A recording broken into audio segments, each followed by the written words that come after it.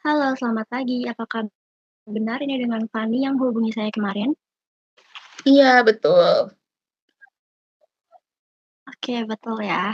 Kalau begitu, saya ingin bertanya kabar Fani hari ini. Bagaimana kabarnya hari ini? Baik. Oke, baik ya. Oke, baik. Fani, kalau begitu, apakah hari ini kamu sudah siap untuk melakukan sesi konseling? Sudah, Kak. Oke, sudah ya. Oke, sebelum kita memulai sesi konseling pada hari ini, kita berdoa dulu yuk supaya sesi kita pada hari ini bisa diberikan kelancaran. Dan kalau begitu doakan saya pimpin secara Katolik ya. Bisa kita Baik. mulai. Dalam nama Bapa, Putra, dan Roh Kudus. Amin. Tuhan, terima kasih karena Engkau telah mengumpulkan di sini. Sekarang berkatilah dan lancarkanlah ke depannya supaya kami bisa mengerjakan dengan baik dan benar Tuhan. Amin. Dalam nama Bapa, Putra, dan Roh Kudus. Amin. Nah, sebelum kita memulai sesi konseling ini, saya ingin menginfokan kembali pada Fani sendiri seperti yang tertera di inform consent terkait asas-asas yang berlaku pada setiap sesi konseling. Yaitu ada asas kerahasiaan yang dimana semua yang diceritakan atau yang akan dibahas selama sesi konseling ini berlangsung hanya saya sebagai konselor dan juga Fani sendiri sebagai klien saja yang akan tahu. Dan juga ada asas kenormatifan di mana berjalannya selama sesi konseling ini berjalan itu tidak bertentangan dengan norma-norma yang berlaku. Dan juga ada asas kesukarelaan di mana klien di sini itu datang dan mengikuti sesi konseling ini dengan sukarela dan tanpa adanya paksaan. Dan juga yang terakhir itu ada asas keterbukaan di mana klien datang secara sadar di dalam konseling ini tanpa ada paksaan dari siapapun. Jadi dengan kemauan dari diri Fani sendiri. Selanjutnya sesi konseling ini pada hari ini kita akan berlangsung selama kurang lebih 30 menit. Jadi apakah sampai sini Fani bersedia dan mungkin mempunyai pertanyaan? Bersedia. Untuk pertanyaan tidak ada. Oke, tidak ada ya. Kalau begitu, coba Fani di situ bisa duduk, boleh duduk lagi senyaman mungkin. Coba dirileksin dulu badannya, mungkin diatur dulu pernapasannya.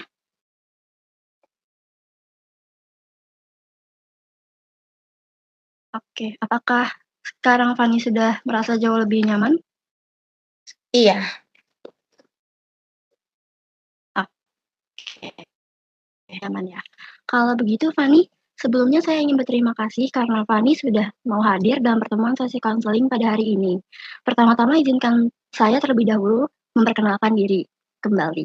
Perkenalkan, nama saya Bella Angeli. Di sini saya berperan sebagai konselor Anda yang akan menemani Anda selama kurang lebih dalam sesi konseling 30 menit ke depan. Sejauh ini apakah Fani mempunyai pertanyaan? Tidak ada. Oke, kalau begitu sebelum kita memulai sesi konseling, saya akan memberikan ice breaking secara singkat terlebih dahulu kepada Fani yang bertujuan untuk membuat Fani sendiri bisa lebih fokus dan lebih tenang dan rileks dalam menjalani sesi konseling kita pada hari ini. Apakah Fani bersedia? Bersedia. Oke, baik.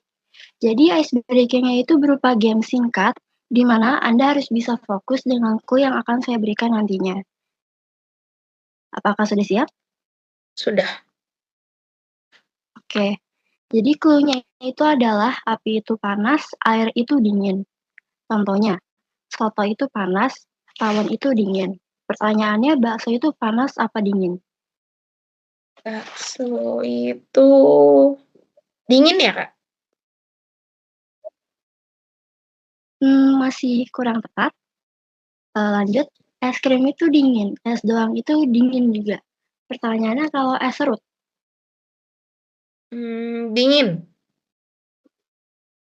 Oke, sudah benar ya. Oke. Kalau begitu berarti Fani sudah fokus. Sebelumnya ingin memberitahu nih, tujuan dari game singkat tadi itu adalah untuk meningkatkan fokus dan juga konsentrasi dari Fanny sendiri, dan juga untuk menciptakan suasana yang menyenangkan, sehingga klien sendiri itu bisa lebih rileks lagi dan juga lebih terbuka. Kalau begitu, kita akan lanjut ke sesi berikutnya. Apakah Fanny sudah bersedia? Bersedia. Oke, baik. Kalau begitu, boleh saya bertanya, apa tujuan Fanny melakukan sesi konseling kita pada hari ini? Tujuan saya, agar, masalah, yang saya alami ini bisa terselesaikan.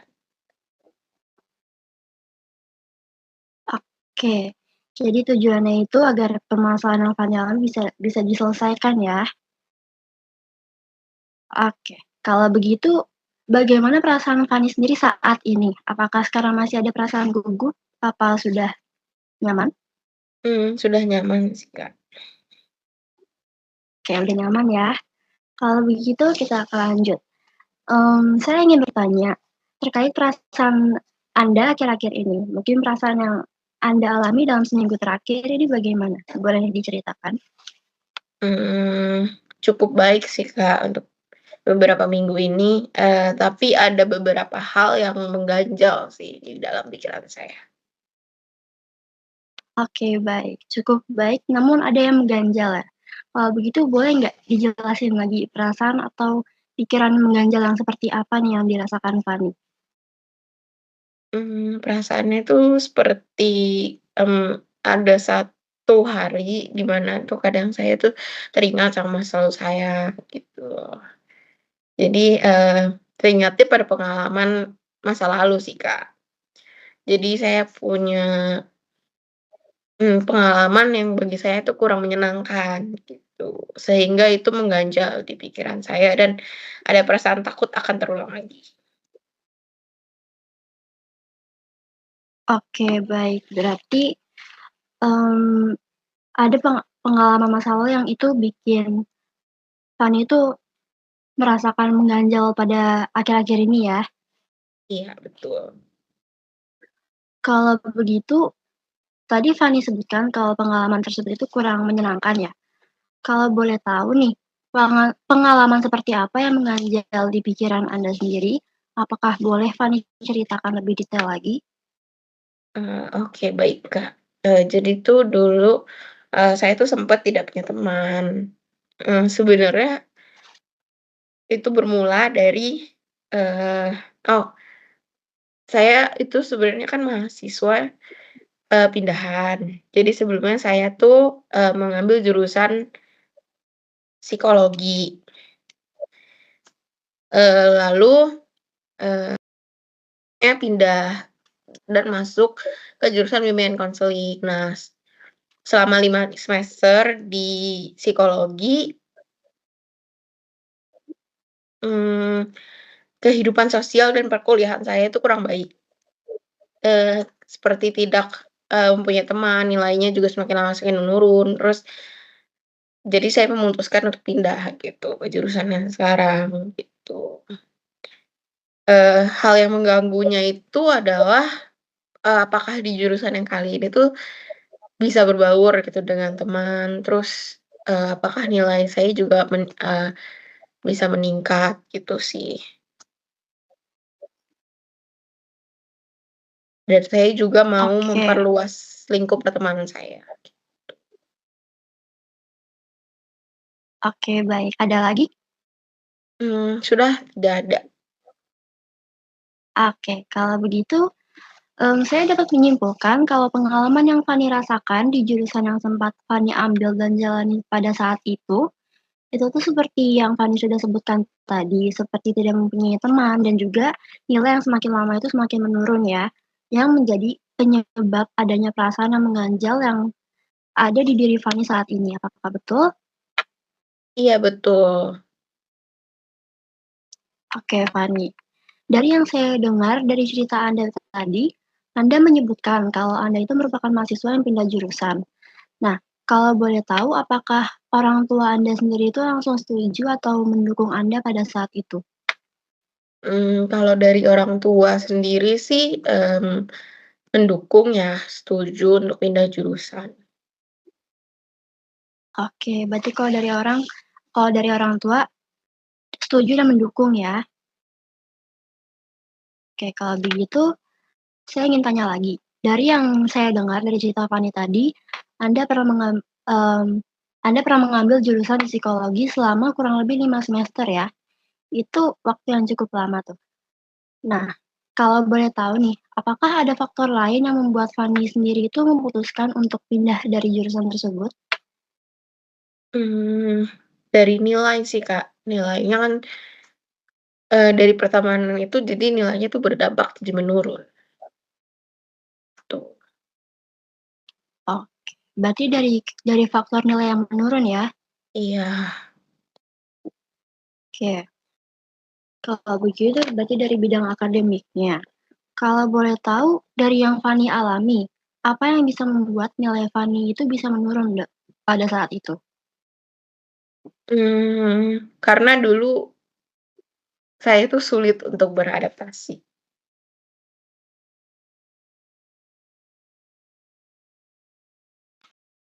Kalau begitu, mmm, apa yang membuat Fani itu bisa kesulitan untuk beradaptasi pada saat itu? Karena apa ya, saya itu tidak punya teman dan maksudnya sulit untuk apa ya, sulit untuk berinteraksi lah sama teman gitu. Karena kan juga dulu tuh masih kelas online, jadi kayak ketika kelas, ya udah gitu, maksudnya habis kelas udah selesai gitu, nggak ada kayak interaksi atau chat-chat-an gitu sama temen, gitu. Jadi kurang begitu kenal lah. Oke, berarti, kalau waktu itu masih kelas online jadi, Fani merasa kalau itu tuh, menyulitkan Fani untuk mempunyai teman sehingga, Fani sendiri merasa tidak punya teman pada saat itu ya? Betul. Oke. Kalau begitu, mengapa Fani merasa kalau Fani itu tidak mempunyai teman pada saat itu? Karena saya merasa terbuang aja sih, Kak. Jadi setiap ada tugas kelompok itu saya selalu kebagian, tidak mendapatkan kelompok gitu. Jadi merasa terbuang, Oke, karena kan nggak deket berarti juga. karena oke, berarti karena waktu itu, setiap ada tugas kelompok itu Fani, sering tidak kebagian kelompok ya, itu yang membuat Fani merasa kalau Fani sendiri itu tidak mempunyai teman pada saat itu, betul ya? Oke, baik Fani. Kalau menurut Fani sendiri nih, pada saat itu apa yang membuat Fani itu bisa tidak mendapatkan kelompok? Sepertinya karena saya kurang aktif sih, Kak, di kelas. Jadi saya lebih banyak diam gitu di kelas. Karena saya bingung sih, Kak, mau berbicara apa gitu. Oke, berarti karena Fani sendiri tidak aktif dan juga, kebingungan ya mau seperti apa. Oke, baik Fani, berarti berdasarkan permasalahan yang sudah Anda ceritakan, yaitu nilai menurun, sulit beradaptasi, dan juga tidak mempunyai teman, berarti saya dapat menyimpulkan nih, akar dari permasalahan kamu ini itu menutup diri ya, sehingga tanpa sadar itu kamu jadi memunculkan perilaku yang maladaptif, seperti perilaku tidak aktif di kelas tadi. Apakah, benar? Iya benar, Kak. Oke, kalau begitu, kalau boleh saya tahu nih, dari skala 1 sampai 10, seberapa takutnya kamu akan pengalaman masa lalu yang sudah kamu alami itu terulang lagi? 1 itu tidak takut, sedangkan 10 itu sangat amat takut. Mmm, di 8 sih, Kak. Oke, 8 ya. Kalau begitu boleh tahu nggak nih alasannya kenapa Fani memilih angka 8? Eee, karena saya, terkadang masih merasa takut gitu kan, terus ya itu juga berdampak gitu loh, kepada pribadi dan nilai saya gitu. Jadi, masih merasakan ketakutan itu. Oke. Berarti Fani memilih angka 8 karena sampai sekarang Fani itu masih, mmm, sering mengalami rasa takut ya? Oke. Kalau begitu saya mau bertanya, apakah perasaan ketakutan yang kamu alami itu, berdampak buruk di dalam kehidupan sehari-hari Anda sendiri? Mungkin berdampak di kehidupan sosial atau yang lainnya? Iya Kak, berdampak. Oke. Apakah bagi diri Fani sendiri itu, dampaknya itu apakah mengganggu bagi diri Fani sendiri? Iya, sangat terganggu sih Kak. Oke, dampaknya sangat terganggu ya. Kalau begitu, saya ingin bertanya, untuk akhir-akhir ini kegiatan apa aja sih yang udah, Fani sendiri lakukan di dalam perkuliahan? Apakah mungkin ada kegiatan-kegiatan khusus seperti, mungkin Fani mengikuti organisasi atau kegiatan yang lainnya selain kegiatan perkuliahan di kelas? Mmm, Kalau kegiatan saya hanya, mmm, perkuliahan aja sih Kak, kebetulan sama ya mungkin kegiatan dari gereja ya, gitu. Kalau Oke organisasi tidak ikut. oke, baik. Berarti, mmm, Fani sendiri tidak mengikuti organisasi apapun yang berada di lingkungan kampus ya? Oke. Kalau begitu, saya ingin bertanya, mengapa kamu tidak mencoba untuk mengikuti kegiatan kegiatan organisasi di kampus? Karena saya terlalu takut sih Kak, saya minder, kan nggak percaya diri gitu sama orang baru. Terus ya takut juga kayak buat berbaur, karena kan sebelumnya ya kena pandemi, terus kayak nggak pernah ketemu orang gitu. Oke, baik. Berarti karena ada perasaan minder dan tidak percaya diri dari dalam diri Fani sendiri, pada saat bertemu dengan orang baru ya, yang membuat Fani sendiri itu tidak, enggan untuk mengikuti organisasi, apakah betul? Iya betul Kak.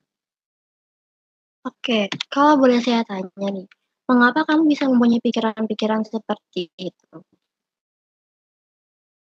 Iya karena berdasarkan pengalaman yang sudah saya alami sih Kak, gitu kan. Karena kan dulu ya saya merasa dijauhin, diasingkan gitu. Jadi saya, eee, merasa kalau saya itu berbeda gitu sama mereka.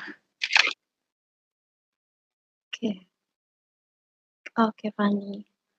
Stop untuk mempunyai pikiran seperti itu ya, Fani. Jangan diteruskan lagi pikiran-pikiran negatifmu itu. Mengapa? Karena itu bisa sangat berdampak pada kesehatan mentalmu sendiri.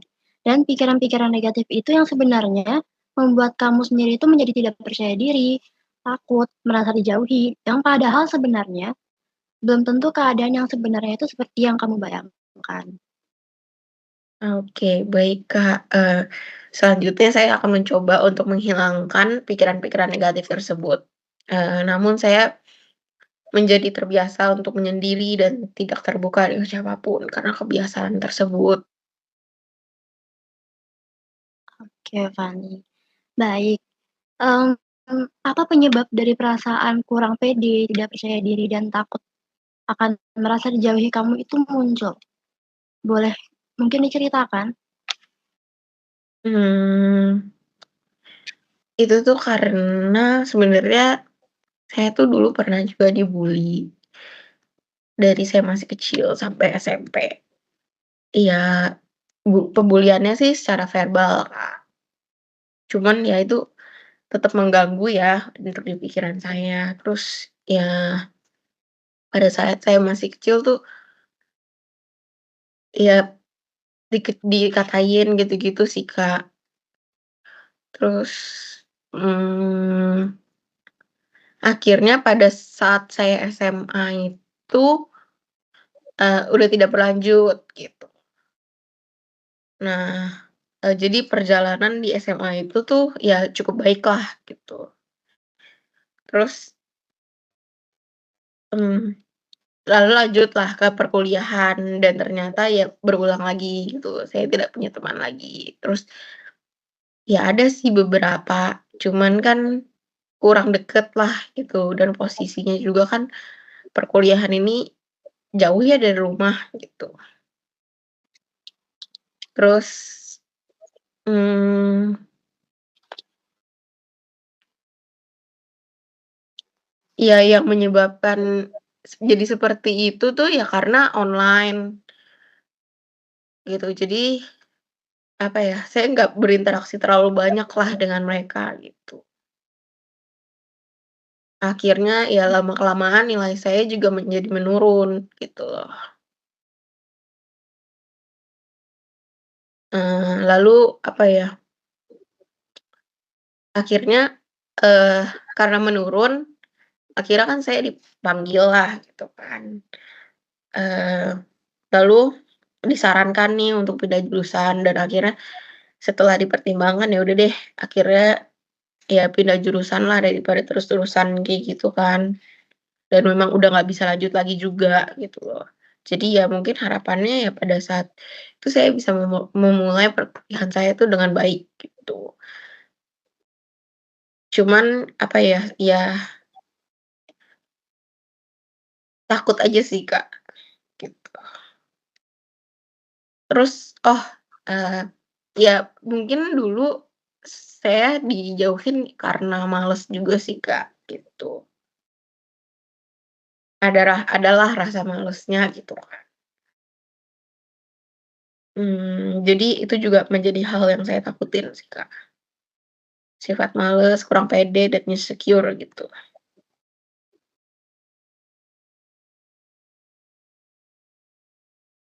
Oke, baik Fani. Apakah ada lagi yang ingin diceritakan? Sudah sih. Oke, baik Fani, kalau begitu saya dapat menyimpulkan kalau berarti Fani itu pernah menjadi korban verbal bullying semasa kecil sampai, masa SMP. Namun bullying itu sudah tidak Fani rasakan lagi ketika Fani sendiri sudah pindah sekolah pada saat SMA. Jadi bisa dibilang pada saat SMA itu, eee mmm, eee, bullying itu sudah tidak Fani rasakan lagi ya. Namun, pada saat Fani masuk ke dunia perkuliahan, sistem online itu menyulitkan Fani dalam beradaptasi dan berkomunikasi dengan lingkungan pertemanan Fani. Sehingga hal tersebut membuat Fani merasa tertinggal dan akhirnya di situ niat Fani mulai hilang dan Fani memutuskan untuk pindah jurusan dengan harapan di jurusan yang baru, Fani sendiri bisa memulai dengan lebih baik lagi dan juga mendapatkan teman ya. Iya betul. Oke, baik. Jadi maksud Fani karena pengalaman dari masa kecil dan juga dari masa kuliah pada saat itu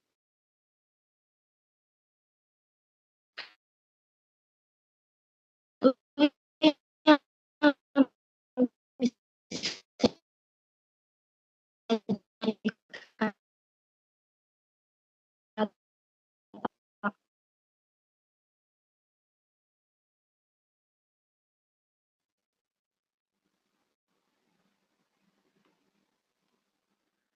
apakah suara saya terdengar dengan jelas? Kurang Kak tadi, putus-putus. Oke, kalau begitu, mmm, saya akan mengulang kembali ya.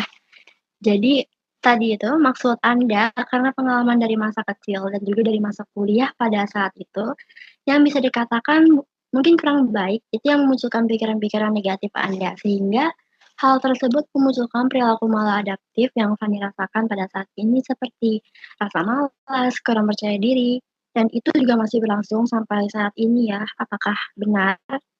Iya betul Kak. Oke, baik Fanny. Kalau begitu sejauh ini Usaha apa yang sudah Anda lakukan untuk diri Anda sendiri? Usaha yang sudah saya lakukan ya, mungkin lebih ke memunculkan semangat sih, Kak, untuk diri saya gitu. Terus ya meyakinkan diri sih kalau saya itu bisa melangkah maju, terus bisa berbaur dengan teman baru, ya meyakinkan diri juga kayak untuk, bisa menghadapi keadaan-keadaan sulit. Oke, baik. Berarti usaha yang sudah Fanda lakukan itu lebih ke memunculkan semangat untuk diri sendiri dan juga meyakinkan diri Fani sendiri ya. Iya betul. Nah, kalau begitu apakah dari usaha-usaha tersebut sudah Fani sendiri itu terapkan di kehidupan Anda? Atau apakah belum? Sudah sih, Kak. Oke, berarti Fani sudah menerapkan usaha-usahanya ya. Berarti sejauh ini, apakah Fani merasakan efek atau ada dampak positif dari penerapan usaha yang sudah Fani sendiri lakukan? Ada, Kak, dampaknya itu lebih ya berani untuk keluar dari zona nyaman sih, Kak, kayak berani buat kenalan gitu sih. Terus ya mungkin jadi lebih rajin. Oke, baik. Berarti dari dampak positif dari usaha yang sudah Fani terapkan itu, membawa efek yang cukup positif bagi diri Fani sendiri ya, seperti lebih rajin dan juga lebih berani untuk mencari pertemanan sendiri ya. Oke, baik Fani. Jadi, sebelumnya sampai sini apakah Fani mempunyai pertanyaan yang ingin ditanyakan? Tidak ada, Kak. Oke, kalau begitu apakah Fani masih, merasakan gugup? Tidak. Oke, baik, tidak ya. Kalau begitu, jadi sekarang saya akan memberikan, tugas untuk Fani. Nah, tugas ini bisa Fani kerjakan di rumah dan tugas ini akan kita bahas di pertemuan berikutnya. Sebelumnya apakah Fani keberatan? Oh, tidak, Kak. Oke, tidak ya? Oke oke, baik Fani. Untuk tugas yang akan saya berikan adalah dengan memakai teknik social skill training yang ada di salah satu teknik konseling. Dan mengapa saya menggunakan teknik ini, karena sejauh ini saya bisa menyimpulkan kalau Fani sendiri itu mempunyai masalah menutup diri terhadap lingkungan baru Fani sendiri. Sulit terbuka akibat dari pengalaman di masa lalu, baik dari masa kecil maupun di masa kuliah pada saat itu. Sehingga Fani sendiri kesulitan untuk berbaur dengan teman barumu. Nah, tugas yang akan saya berikan kepada Fani sendiri itu adalah saya akan memberi waktu kurang lebih mungkin dalam sebulan ini, setidaknya Fani harus mengikuti salah satu organisasi yang ada di kampus Fani sendiri. Untuk macam-macam organisasi itu tentunya Fani bisa melihatnya di website kampusnya Fani. Nah, dari situ coba Fani bisa pilih mana organisasi atau kegiatan yang Fani rasa tertarik nih pada organisasi atau kegiatan tersebut. Nah, setelah itu kamu bisa mendaftarkan diri, sehabis itu coba tuliskan tujuan Fani serta alasan mengapa Fani memilih organisasi tersebut di kertas atau file yang akan saya berikan di penghujung nanti. Dan jadi nanti, kertas saya itu akan berisi daftar organisasi yang Fani sudah ikuti, tujuan dan juga alasan dan pengalaman apa yang dapat Fani ambil dari melalui organisasi tersebut. Nah, jadi untuk pengalamannya sendiri itu, nantinya setiap organisasi itu kan pasti akan mengadakan, beragam pertemuan antara anggotanya untuk menjalin hubungan dan kerjasama pastinya. Nah, pada saat kamu mengikuti fase tersebut, bisa dituliskan mengenai pada saat Fani berkenalan dengan orang baru misalnya. Mungkin pada saat itu kamu bisa mencoba membuka diri dengan caramu sendiri atau mungkin pada saat itu Fani masih merasa kesulitan, itu nanti bisa kamu ceritakan pada kelas tugas yang akan saya berikan nanti.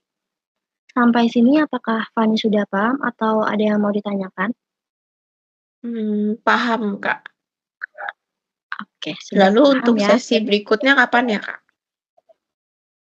Untuk sesi berikutnya, mmm, itu terserah pada Fani sendiri ya, bisa minggu depan atau, Fani bisa menjadwalkan ulang sendiri untuk waktu dan tanggalnya, seperti yang sudah Fani lakukan pada kemarin ya. Oh, iya, baik. Oke. Sebelumnya, kertas tugas yang nanti saya berikan kepada Fani itu jangan sampai hilang karena, eee, di sesi konseling berikutnya itu akan kita bahas di pertemuan selanjutnya nanti. Apakah sampai sini Fani punya pertanyaan? Apakah sudah paham? Untuk saat ini tidak ada, Kak, sudah paham. Oke, tidak ada pertanyaan dan sudah paham ya. Oke. Kalau begitu, saya berharap Fani bisa mengerjakan tugas yang saya berikan dengan, secara maksimal karena itu merupakan bagian dari konseling kita agar bisa membantu dan juga melatih kemampuan sosial Fani sendiri.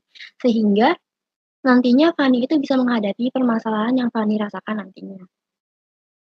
Oke, baik, Kak. Oke, baik. Jadi untuk sesi konseling berikutnya seperti yang saya bilang tadi, Fani sendiri yang akan memilih jam dan waktu dan juga tanggalnya sama seperti kamu mendaftar di sesi konseling sebelumnya. Kalau begitu apakah sampai sini Fani masih punya pertanyaan yang ingin didiskusikan bersama saya hari ini? Tidak ada, Kak. Oke, tidak ada ya. Kalau begitu saya ingin bertanya, bagaimana perasaan Fani selama mengikuti konseling pada hari ini? Perasaan saya, sudah cukup lega sih, Kak, dibanding sebelumnya. Itu karena ya akhirnya saya bisa menceritakan hal tersebut dan, mungkin ke depannya ya bisa untuk berpikir lebih baik lagi. Oke, baik Fani. Terima kasih. Nah, kalau dari Fani sendiri, perilaku apa yang Fani harapkan itu bisa berubah atau ke depannya bisa lebih ditingkatkan lagi? Mmm, Harapan saya ya saya bisa berkenalan sih, Kak, dengan orang-orang tanpa rasa takut, itu sih. Oke, baik. Kalau begitu apakah ada kesan-pesan selama Fani mengikuti dari konseling awal sampai akhir ini? Kesan pesannya, sudah baik sih, Kak, menurut saya, dan saya juga sudah, bisa berpikir untuk ke depannya seperti apa, eee, itu sih, Kak. Oke, baik. Kesan-pesannya cukup baik ya. Kalau begitu, sesi konseling kita pada hari ini sudah bisa diakhiri. Saya sebagai konselor sangat berterima kasih karena selama pada proses sesi konseling pada hari ini, Fani sudah sangat terbuka. Dan untuk sesi konseling berikutnya, silakan Fani bisa mengatur dan menjadwalkan pertemuan berikutnya ya. Baik, Kak. Oke, sebelum kita menutup sesi konseling pada hari ini, alangkah baiknya kita berdoa terlebih dahulu. Doa akan saya pimpin secara Katolik. Dalam nama Bapa dan Putra dan Roh Kudus, amin. Ya Tuhan, terima kasih atas berkat penyertaan-Mu selama sesi konseling kami berlangsung. Sekarang kami akan melakukan aktivitas kami masing-masing. Dampingilah dan berkatilah kami, mmm, agar selalu dalam perlindungan-Mu, amin. Dalam nama Bapa, Putra dan Roh Kudus, amin. Baik Fani, sampai jumpa untuk sesi konseling yang berikutnya ya. Baik, terima kasih. Sama-sama Fani, sampai jumpa.